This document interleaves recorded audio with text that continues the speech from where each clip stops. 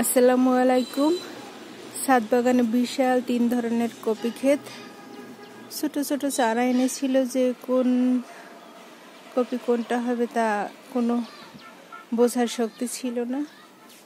এই যে বিশাল কপি ক্ষেত,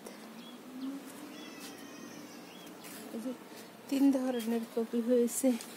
এক ধরনের, এই যে দেখাচ্ছি, এক ধরনের, এই এক ধরনের।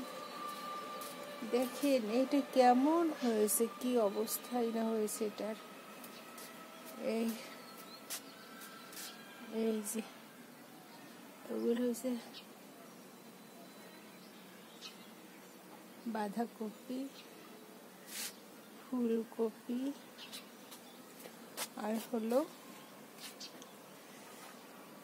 শালগম। 3 ধরনের কপি।